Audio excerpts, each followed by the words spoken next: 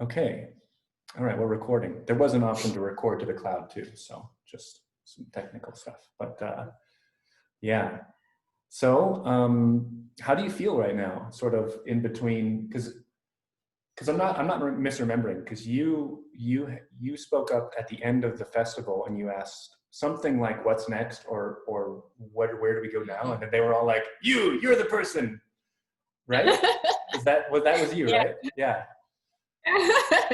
So is that, did that like contribute to you sort of, because you've been taking a lot of initiative.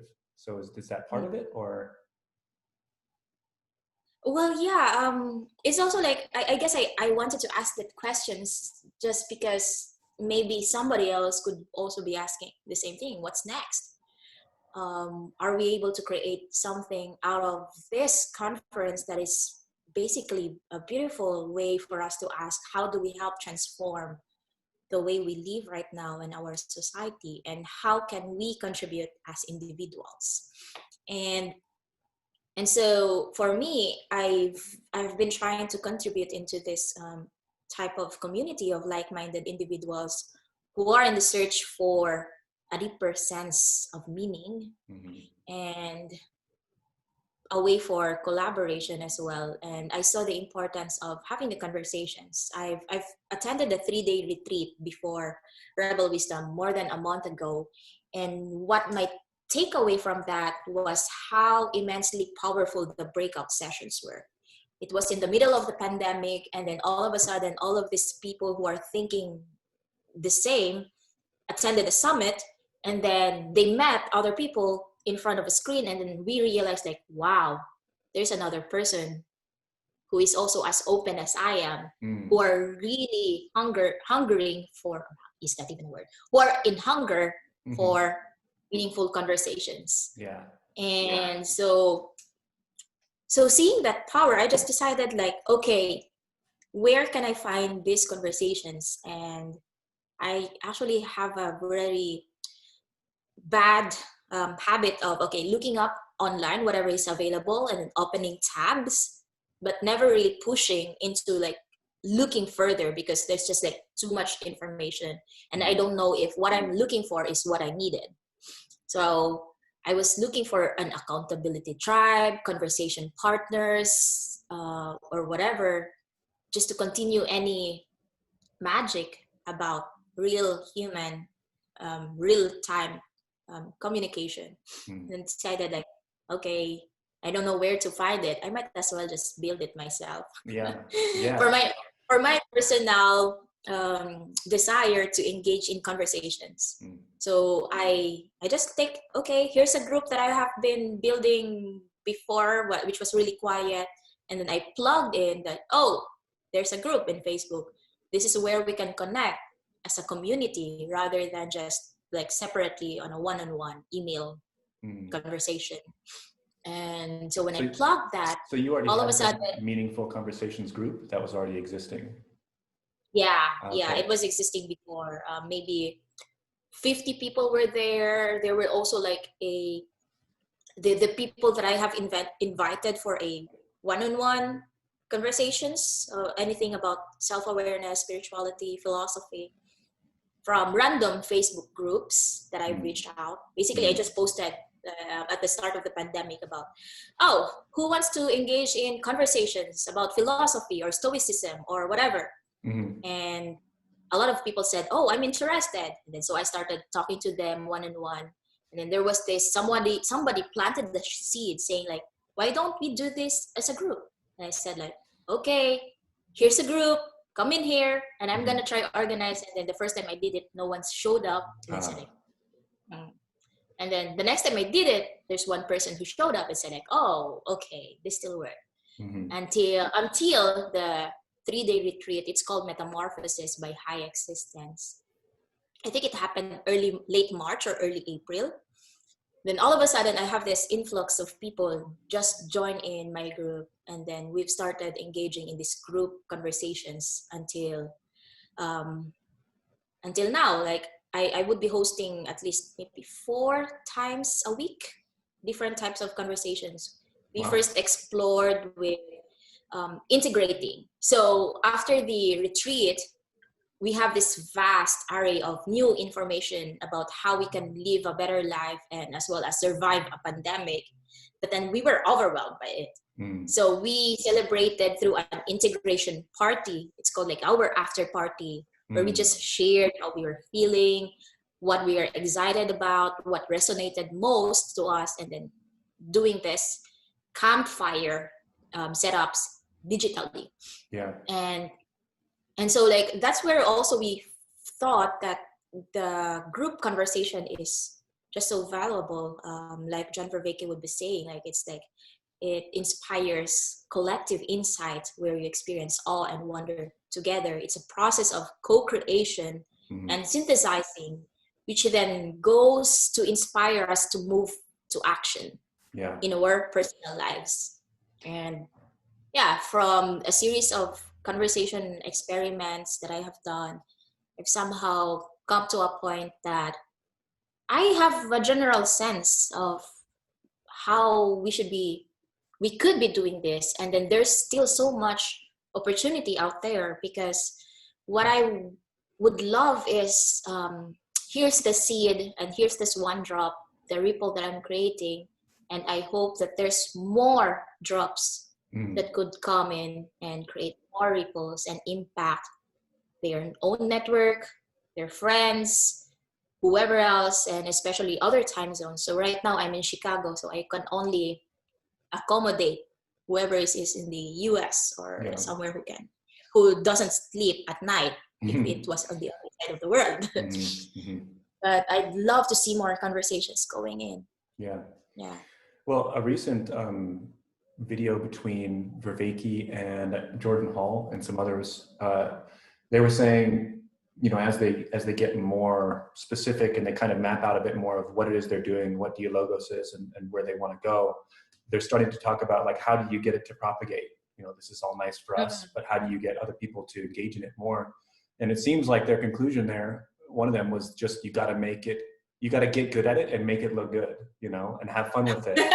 And then people will want to do it as well, you know, and then of course they connected that to like the whole, the good, the true, and the beautiful. If you can make something beautiful, that kind of draws people in.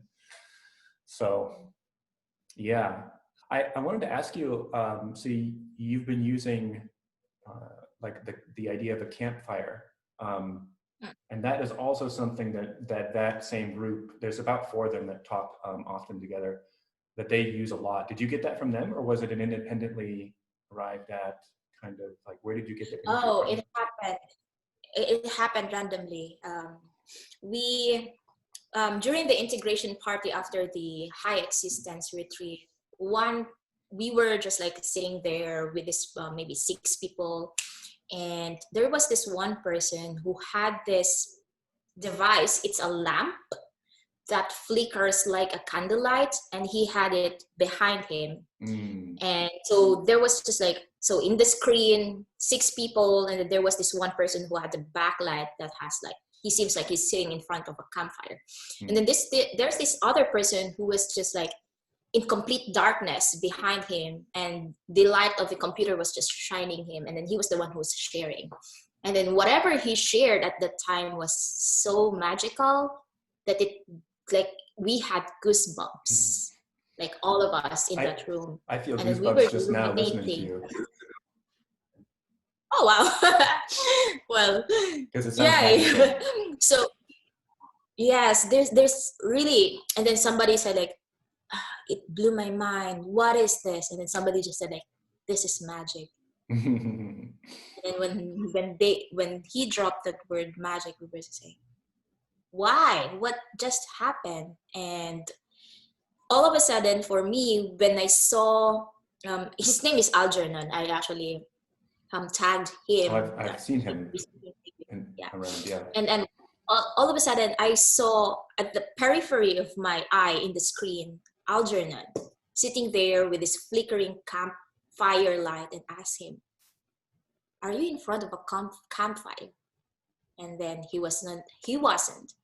And then that also draw in parallel that we are not in reality in front of a campfire, but what we were experiencing is that magic of hushed tones, conversations that connect at the soul, people being open to be vulnerable, and are sharing this space that just is beautiful. Mm. And so we have been using that campfire term because of the magic that we have been creating.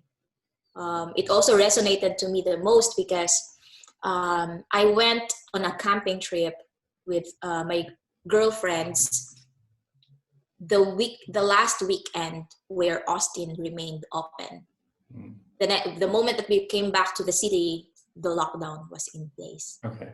And so my most resonating memory from that experience was all of a sudden my life stood still, but I would be ruminating about that 2 nights I spent together with these girls around the campfire and talking about things that we wouldn't normally be talking about if we were not camping. Mm. And then so that's how it was born. And then all of a sudden, Algernon watched a video of John Vervaeke with Tyler from his from the Discord server, Awakening from the Meaning Crisis Discord server. Mm-hmm. And then they have been doing campfire there as well. Yeah, right. They say like, wow, people have been doing this. Like, what is this? Like, there's just this like synchronicity about like us as human beings discovering fire. Yeah. As if it's something new. Yeah. And then all of a sudden there's this like, oh, yeah, they have been doing that. They have been doing that. And then this is just like 2,000 years of us as humans who found intimacy by being huddled together in front of a fire. Yeah. Yeah. And it's quite magical that the campfire thing is happening in such a like a synchronicity kind of way. And also there's the feeling I get that when dialogos is really taking off, it's like a fire. It's something that has its own life, and you kind of feed it in a certain way, but you don't really control it exactly, not completely, and it's kind of there between you. In that same chat, I'll link to it when I put the video up in the video notes, but in that same chat where John Vervaeke and Jordan Hall and others are talking about you have to make it beautiful and other people will join in. They talked a lot about the campfire, that idea and how it applies to what they're doing. Like how if you're around a campfire, everything behind you is darkness. It's like you were saying with that one guy, but the face is lit and all that there is the face. There was also this idea that it somehow blends the private and the intersocial, because when you're at a campfire, you feel like, when I think about being at a campfire, I don't feel any social pressure. You know, I feel calm in the way that I would feel usually when I'm alone. And yet at the same time, I'm connecting with other people. And they also say that they make the observation that at the campfire, sometimes what you talk about is how to deal with the darkness that is out, like beyond everybody else. Yes. So you're all talking to each other, but about the darkness beyond, so that, and sharing stories and stuff, so that you're more prepared to go out into the darkness. Yeah, there's so much there. It's pretty cool. It's pretty cool to watch this stuff happen, and even cooler to be a part of it, of course. Yeah. Yeah. So there's been digital campfires that has been happening on the Discord server in the Awakening from the Meaning Crisis. Right. It's like a weekly thing, right? Yeah. Not a weekly thing. They do it anytime somebody is in that channel. Oh, okay. So they are like, okay, I'm gonna drop in here and then just wait for somebody else to come join them. Oh, nice. And then they would be like streaming the campfire, and then they would just be talking. Okay. Last night I joined them in a very interesting conversation, and then I realized that this server never sleeps. It seems like there's always conversation going on, and so I plugged that in the Meaningful Conversations Facebook group last night, and I would really recommend anyone else who is like actively exploring as well a way for that, like in demand, anytime you're available conversation, just go to that server because Yeah. you will find really good ones there. And So you said it was a Discord server, right? yes, it's a Discord Ah, server. okay, cool. I will send you the link. Yeah, I'll put it in the show with the notes. Yeah. Yes, Cool. yes. And then the other thing is this scheduled digital campfire that me and Algernon are doing. So it's a weekly thing. Okay. So for me, I'm doing one on Monday, and Algernon is Tuesday. And we started ruminating about, well, what if there are campfires every day of the week, the same time as we were doing, but we are I'm in Central Time, he's in Eastern, so just 1 hour difference.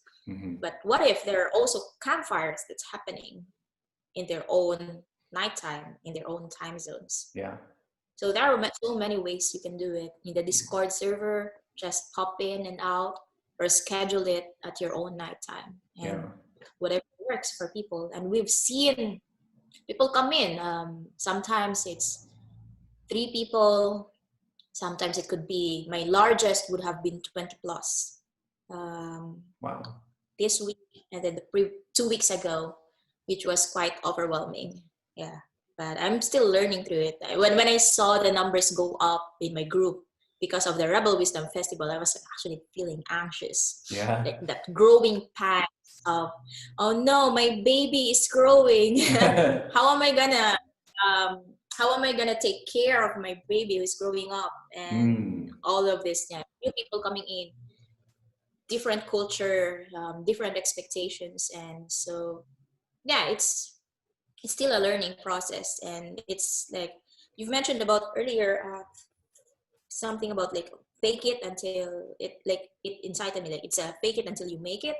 And then at the same time, it's also like my philosophy in doing all of this, these are experiments because these are new to me. I've only done this like since the pandemic happened. And so I've also been honest about it to whoever comes in my campfires, that this is an experiment, this is new to me, forgive me if I err. And also it's like a thing that I want to pursue because I felt the need for it personally, and it also resonated with a lot of people. And so I just wanted to open this up for the experience. And it's a way where I get to try things, fail often, fail cheaply, and fail fast. Yeah.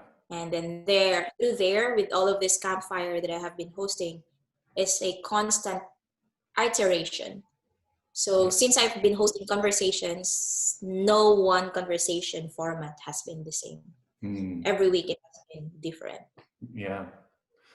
Yeah. That's cool. I didn't realize that you had already been doing this for so long. That's good. That's cool.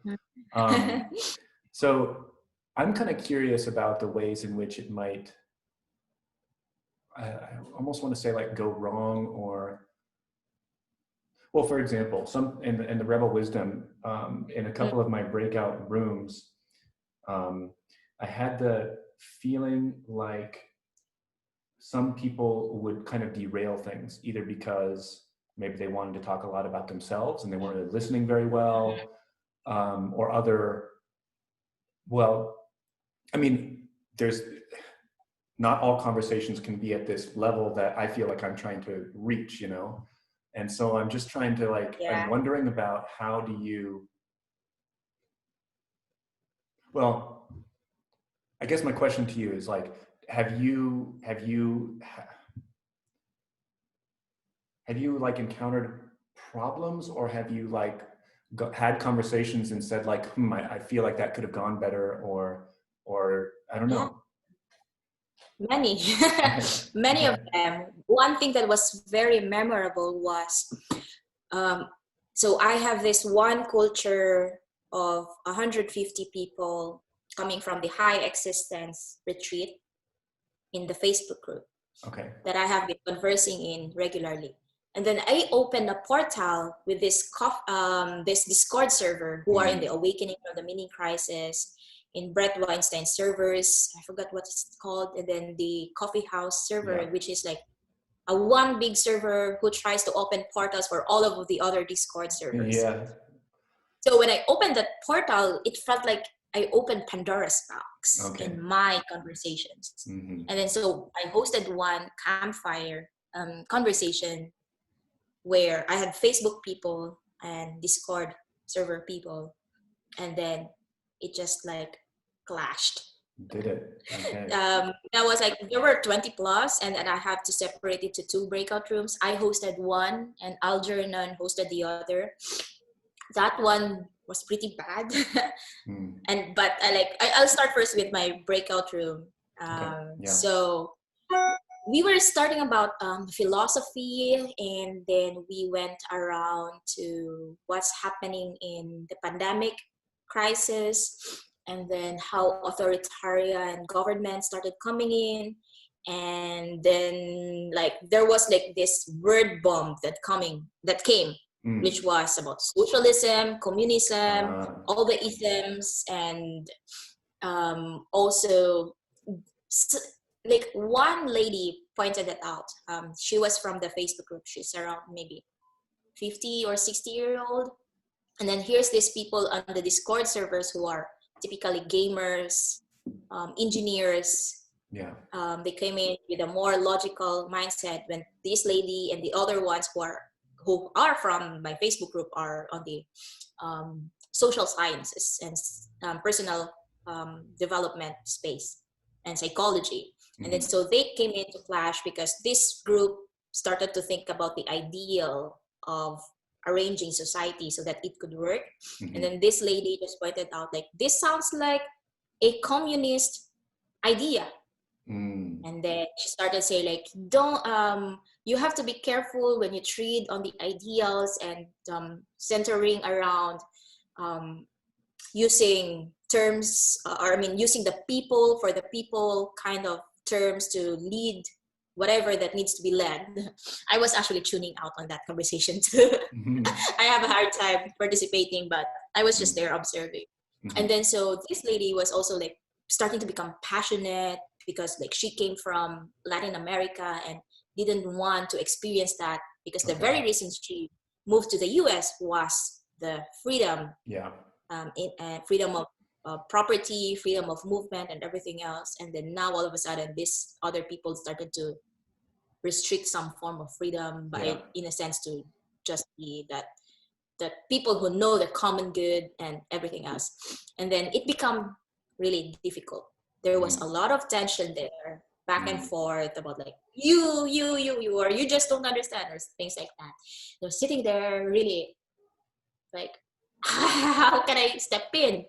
And then the worst thing that ever happened was I got disconnected from the internet. Oh my gosh. I just opened Pandora's box, and then there's like this fire happening in my room. How am I going to get back in? And then after maybe 10 or 15 minutes, I got back in. And there was this, like, all of a sudden, the mood became so surreal. They started talking slowly, and I was just trying to figure out what did just happen. And then it actually, one person who actually is an admin in Awakening from Mini Discord server, I think he was the one who just like started saying, like, acknowledging the tension. Yes. And started asking to pull everyone back in and revisit as to where are this tension coming from, where does it manifest in your body, and why do we feel this way. And I feel like he basically brought everyone to do circling, to take a pause. That's really interesting. Okay. And then when he called out the elephant in the room, all of a sudden some of the younger people were sharing their story, and then this lady started to share their story, and then it's all about like they started to open themselves up, and see the person behind the idea Right. and saw the place where they connected. This group who has absent parents, and then these older people who have their sons and daughters having a hard time to connect with them. I actually have two people there who are older. Maybe they were 60s, 70s, a man and a woman, and then this young 30-year-old gamers who admitted that they have no like have like a discord in their family, let's say. And they started connecting and reaching out, an older generation with a younger generation, and started talking about how to what is missing in their life, and then like how mentorship is somehow really critical. And then this older generation started to just open up and share, and the other guys were just open. And then that was like, wow, I thought this was a shit show. All of a sudden became like two cultures coming in to hear each other and share whatever ways that they can resonate with, because like the younger men started sharing as well on how these older people can connect with their younger children. Right. Yeah, and then we started ruminating around questions and how you can just be vulnerable and courageous to reach out, and then sometimes also maybe reaching out causes damage, so maybe reaching back and say step could be something. Then that's like that put me into the realization that there's the different demographics between people on Facebook and on the Discord servers. And then the one on Facebook is just basically I found more older people there, and well, of course, people of my age too. But then most often, that's where the older people are, because they started Facebook so that they can reach out to their family and friends, and then they find themselves in groups on Facebook in their community, and then all of a sudden they saw this conversations group that I have been leading, and then it's just like another Pandora's box that was just magical. And it's like, okay, I want to keep this place sacred for my grandfathers and grandmothers, whom I can, like, I also personally need to learn from. I have this desire to be close to a grandmother or grandfather, because mine died early. So, but I guess I'm not sure if I answered your question, but that was my experience. No, it was great. It was great to hear. And so, I actually had a couple of things I wanted to like bring out in that. One thing the first thing that felt like a realization for me was that, so as you said, things seem to be catching on fire, not the good kind of fire, but like things are going badly. And then you came back to find that they'd used circling to center themselves again. And that kind of clicked for me, because the way I put circling and dialogos together is that circling is like the ground from which dialogos can grow. So it would make sense that to get back on track, you need to circle first. And then just the idea that, because it devolved into sort of the kind of strife that we can find all over the internet and that we don't want. And so it's really exciting to think that maybe in a lot of these cases, it's as simple as just, okay, when it gets off track, somebody can suggest let's circle, and maybe not directly like say that, but go back in that direction. Maybe it's not so complicated to respond to that strife and circle instead. Again, whether you call it that or not, you could still sort of guide things in that direction. That would be great if it was that simple, and maybe it kind of is. So that's one thing that stood out to me. It's also interesting that I wonder if it was almost better that you got disconnected and came back, because then you were able to see that it fixed itself, right? Yes. Yeah. Now that you pointed that out, I was actually grateful that it fixed itself, which shows as well the importance of like a decentralized, self-organizing, right, how should I call this, community Mm-hmm. that are able to own their experience. Right. That like I'm actually not needed to be there.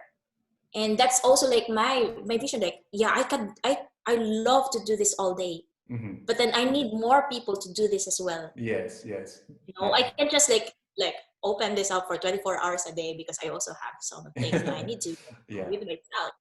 Right. And so the key way for making this community successful, I would say, if there's one community, would be surrounded around dialogos, is the personal leadership Mm. without Yeah. the ego. It's about like the servitude for other people, Yeah.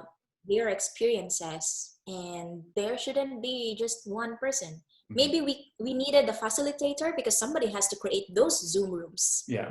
Somebody has to post like, hey, there's a room happening right now. Right. But then the moment that this happens, when we enter into dialogos, then we are all in the same seat on the ground, Yes. in front of the camera, Yeah. in a circle. Yeah. It's interesting, because it's like there's a kind of a contradiction, or like a middle way, because you don't because you said like, yeah, we want leadership without the ego, or at least without too much ego, is how I would say it. Yeah.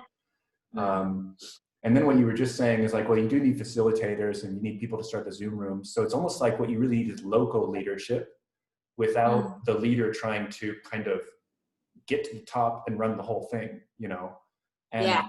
I think maybe what you and I are doing is we're sort of maybe running ahead, because we're so excited to do this ourselves. But I think neither one of us wants to like be the, you know, what we want to see is for it to grow sort of like laterally, and we're just sort of the first little ripple maybe, and that would be cool and fun and nice for my ego as well, right, to say, oh, I helped that, you know. But yeah, but it is funny, like I actually wanted to bring this up to somebody. So as much as I try to keep my ego out of it, it's so funny because I did that first YouTube video, and I sent the email list out. And when I saw that there were other communities doing it too, the part of me that I'm proud of was like, yes. But there was a part of me also that was like, oh no, my idea, like I'm not the special one anymore, you know? And it's like, I had to like resist that a little bit. And it's just funny. It's funny how, I don't think we'll ever get away from ego. And I also think that maybe we demonize ego a little bit too much sometimes, but it is funny how like, even in the midst of all this excitement, I got like these twinges of threat to my ego, just because I felt like, what if somebody else did it first? Yeah, I don't know. It's just funny. I appreciate that you share that, and are even courageous to get it out there, knowing that this is recorded. It's like you showing your own vulnerability to the rest of the world to see. And I wouldn't say like ego is totally bad. I mean, that's also like what inspires us to take action. Right, exactly. Because like, well, leadership without ego, what would that look like? Yeah. I wouldn't be too sure. Yeah. And so there's this thing about, it's really difficult to tap into ways where you can collaborate with other people, because we have that inner sense of, oh, what if somebody steals my idea? What if the person that I trusted betrayed me? Or what if like I'm getting the shorter end of the stick the moment I collaborate with someone? Yeah. Those thoughts also came into me as I was doing this. And then also like I was feeling scared about the sudden influx of the growth. And then what helps me keep grounded is by like, this is also like with the way I have been living my life, is I trust a person first, and then they will just have to teach me that I am wrong. And if I am wrong in trusting one person, well, yeah, I could get hurt. But I mean, any process of hurt or pain is also a learning process. Now I would be able to further set up my boundaries, because I also don't want to operate in a space where I make judgment about people's character just because I've seen how they were to other people or externally, when not even opening up that opportunity for me to get to know the person personally. So Yeah. And so yeah, it's also like, it could also bring me to a lot of damage, but yeah, that's okay. yeah. Yeah. And imagine, what if the person was true Yeah. to himself? And then imagine what kind of world we would be able to Oh yeah, create. For sure. And right? like they say that, you know, I think I believe more and more the way you approach the world and the way you inquire changes what you get back. And so what you were just saying is like a perfect example of that, because if you sit down with someone and you are open and relaxed and you talk to them that way, they're going to be way more inclined to respond positively, first of all, and maybe very openly as well. And so you go through your life quite literally meeting different people because you're kind of expecting to meet different people. And then for me, like another part of that whole thing is, especially these days, is not only thinking about how do I open up to the person, but also how do I treat the conversation as a third being, you know, and trust that. Like that's, because when you were talking about trusting people sort of by default, that's my words for what you just said.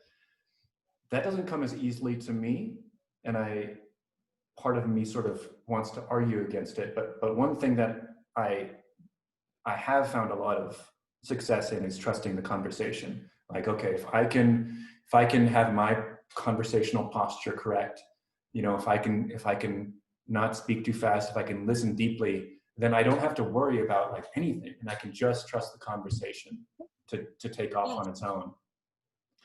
So, and that helps with anybody, of course.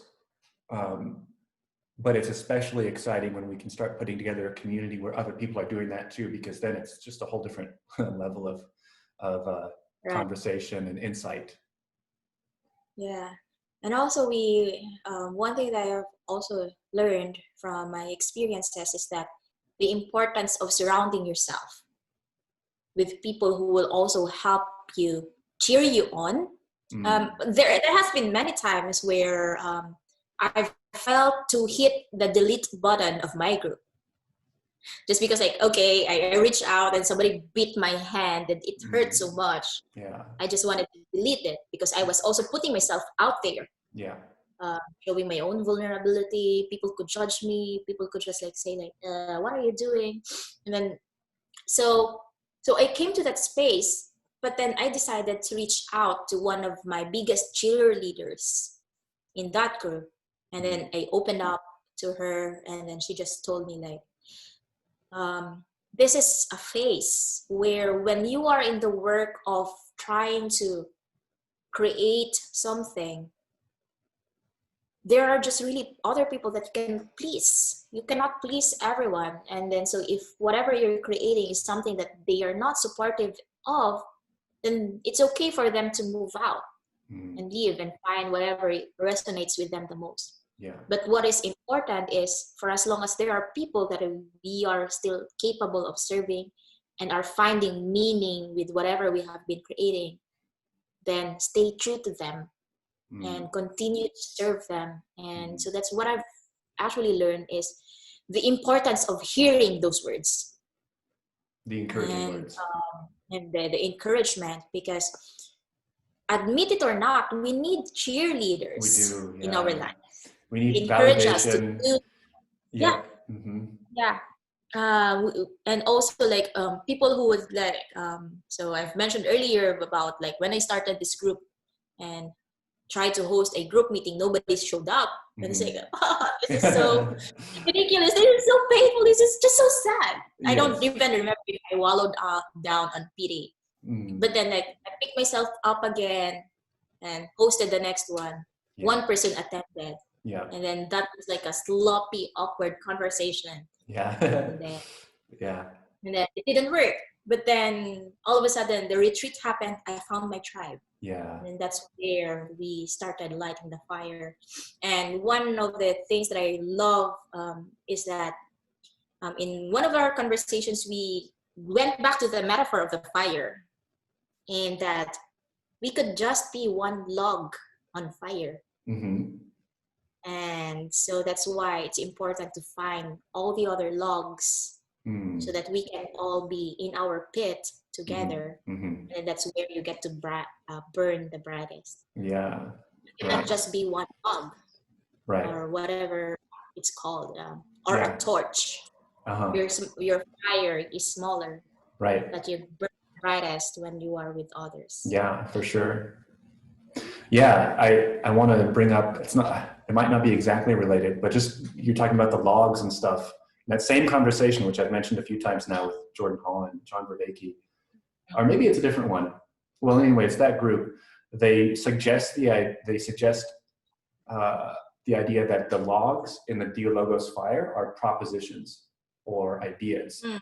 So I could say like a proposition I could make would be, we all want to experience dialogos, and I would like to try to channel that up. You know, that's sort of what I'd like to focus on. And that could be a log that I put in. And then other people could put logs in. But what actually comes out of it is it's using that as fuel, right? And yeah, so anyway, that's just another idea that you reminded me of with your talk of logs. Yeah.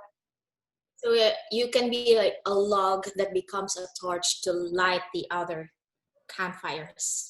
Right, or at least bring the log. Well, like that's how it is in my head. You come and you bring your log. You put it in there humbly, in a way, I think, and then what comes from it is because you brought that there. Yeah. Yeah. Hmm.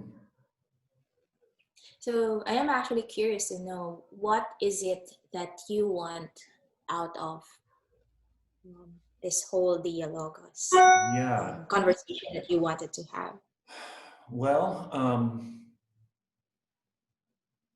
there's sort of two answers that come out right away. One answer is, I really liked the breakout rooms. They felt very close to what I see John Vervaeke and Jordan Hall and that group doing. And I watch them do that, and I think, God, I wish I had friends like that. I wish I could get that. And so with the breakout rooms, I felt like this is it. I mean, to varying degrees, you know, but this is really what I want. And so part of it is just like, how do I make that happen again? That's part of it. But I don't think it's enough. I think what I want requires that there's some kind of pursuit outside of just the conversation. So the way I've been sort of fitting, part of how I've been fitting together circling and dialogos is that circling is about the people, and you get this connection going, and it's very rich and deep. But then to me, it seems like it moves to dialogos when you can start forming a conversation that doesn't really reference any of the people at all, and it's really about something bigger. Maybe it's highly theoretical or whatever, but it's something everyone feels to be true outside of themselves, like a bigger truth, you know, almost like worshiping in a way. You have this bigger thing out there. And I believe in it. I believe in the magic of dialogos. So a big part of it is I want to pursue that. And then, so that's one whole thing. And then the other thing is, I just love this idea that you could maybe get people to have these small groups and then have it penetrate up into something. You could have this collective intelligence where the base is a bunch of people having dialogos, and then you have some kind of process where the conversations or the insights move up, and then at the end you have some kind of product. And maybe that, I mean, I guess that would just be a recorded conversation. Of course, you could have the same event and have a bunch of people interpret it in many different ways. It doesn't even need to be just one thing at the top or at the end. But it just seems like, especially with the Zoom technology and like the way they were experimenting with the unpanel, you know, it was a good experiment. I have mixed feelings about the results, but I'm really excited about that line of inquiry. Like, how do you get a big group of people, and how do you get a conversation to end up at the top somehow. That just really excites me. And I'm a programmer too, so I actually have to stop myself from going and trying to write like the platform that will do it. I feel like that's not really the important thing. The more important thing is to get people together and just experiment in real time, because I think Zoom and other technology gives us enough for us to start experimenting, and then maybe later we can build some other stuff. But yeah, I that's what I'm excited about pretty much. Yeah. I've actually have listened to your conversation with Humaira last night. I did that because I went, okay, I need to know what Logan is thinking about. And so after hearing that, like however you would call it. Penetrating up is a word people are using. Penetrating up conversation. And then with my experience with Zoom breakouts, you would be able to create and merge people. Let's say you initially have 10 breakouts, and then you want the idea is to penetrate up. You merge the rooms into, and then it becomes 5 until it becomes 3 and 1. You can do that. But it can get crowded. Let's say in the main room you have the 50 people. Yeah. But since they have already assigned their representatives, then only 5 people will be speaking the entire time. Yeah. So it's possible.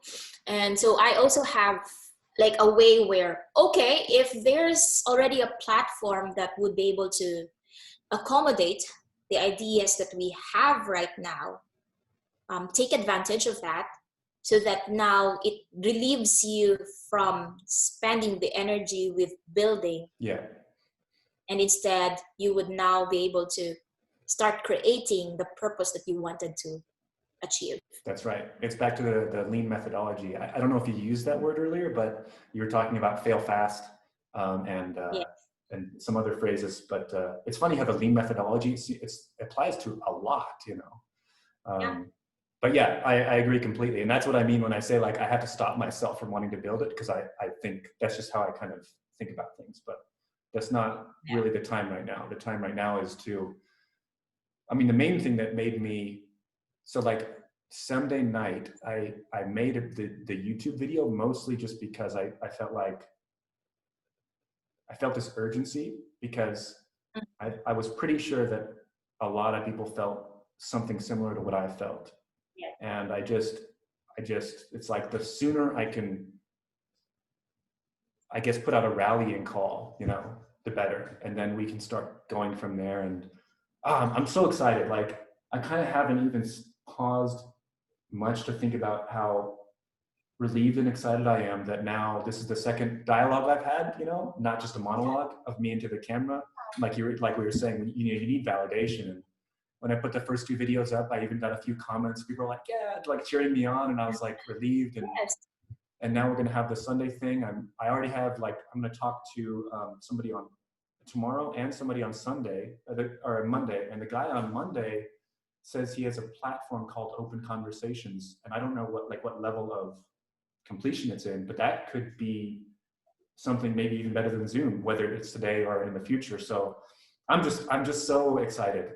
And now when I say that, it reminds me of how John Vervaeke in some of his videos he's so gleeful. He's like he wouldn't be rather doing anything else. And I mean, wow, I'm just like grateful, because it seems like that's now happening for me, you know? Yeah. So I'm stoked. I'm really stoked. Yeah. Yeah, you've just tapped to something really important there, is that with this wealth of information and experience that you've gained from the Rebel Wisdom Festival, it sparks something inside you. It's that inspiration, that insight, and that call to action. Yeah. And so, like, if you would remember again, like what I asked in the last panel was like, okay, what's next? Where's the builders, the creators, the change makers? It's because, like, there's something to say about the ideas, and then the ideas that you get to share and integrate with other people. And then the next question that begs to be asked would be, what do you do about that idea? The next would be, whatever action that you choose to do in your life, that's your creation. Mm-hmm. And then that's something that when the moment that you create, it also allows you to build meaning out of it that you can then share to the rest of the world. Yeah.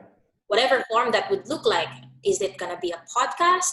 Is it going to be another platform? Is it going to be another community? Or would you start facilitating conversations? That would be up to you. Right. So yeah, that's why it's, oh, you go ahead. Well, I just want to link it to, because we were saying that validation and support and cheerleading is vital. And I think the reason it's vital is because it points you to what you can share and what you can offer. So what you just said was like, you go and you create your thing and you share it.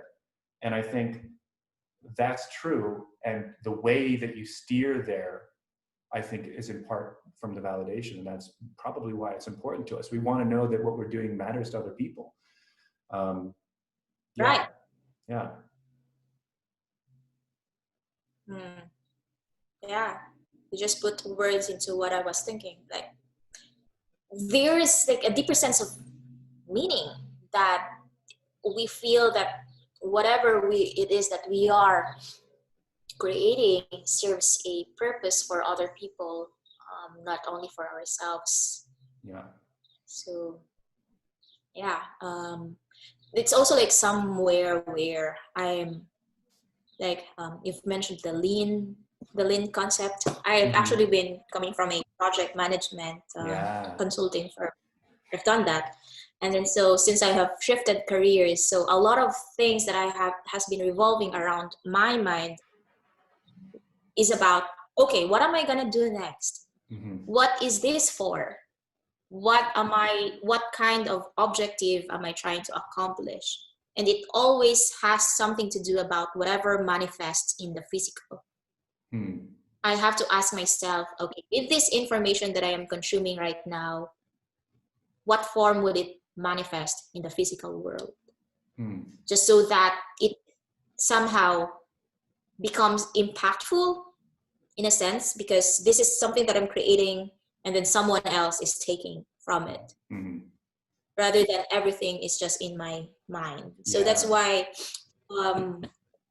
the other thing about conversations is it's a co-creation, and it inspires us to take action, and it's very active as compared to having a monologue. Like you are integrating internally, and we have brilliant ideas coming out of the monologue, as well as when you do your meditation, like a guided meditation where you just follow through it. But then circling is a meditation that you do with other people. Then that becomes twice as powerful, or even exponential powerful, because it makes you feel seen, heard, and you feel it with other people. It's just like as human beings, we are social beings, in other words. We need other people to do. We really do. Yeah. So yeah. And I think also on top of that, or at the same level, I think we need work, like important work, which I think is part of what we're saying here. So we need people and maybe validation, but we also need, it's not enough to just consume. It's not enough to just sort of go around in your own head. You need to have produced something at the end of the day to be fulfilled. Yeah. Cool. I think that's a great place to end it. I have to head out in a few minutes anyway. Do you have any other thoughts that you want to share? Well, I don't think I have anything else. I'm actually absolutely inspired by you deciding to step up. I mean, that action of taking out everyone's emails and starting our thread to keep the conversation going, it's already like something that brought you to step up in a personal leadership role. And if you haven't thought about that, then we wouldn't be having this conversation, and we could have just continued our separate ways. So that's why I'm really excited. But what you would be able to come up with in your exploration of what dialogos means for you, Right. and what you would be able to create. And I would really be happy when you open the rooms as well, to the Discord server, Yeah. the Facebook group, or anywhere else you feel that there are people who are also searching for Yeah. dialogo. Yeah. Yeah. I'm excited too. I'm so excited that I really have to work hard to do my day job, you know, which is important to me in other ways, but I've been doing it for a year, so it's not new, you know, not new. Yeah. But yeah, cool. Well, all right. So you'll be there on Saturday, right? Or no, No, did I you? won't be That's right. able You to. have a different thing going on. Yeah. Yeah, yeah. I have been doing this weekly 12 rules for life Right. discussion group. Right. Yeah, and then I believe we are going to rule number 5 this week, and I What, still have to. and what is Rule 5 again? I have read the I book, have but to Google that. I okay. have to Google that. I don't memorize it like it's the 10 Commandments. Sure. So Yeah. yeah. Okay. All right. Anyway, it was a pleasure to meet you, Logan. Yes, it was an absolute pleasure. Okay. All right. We'll talk to you again, I'm sure. Bye.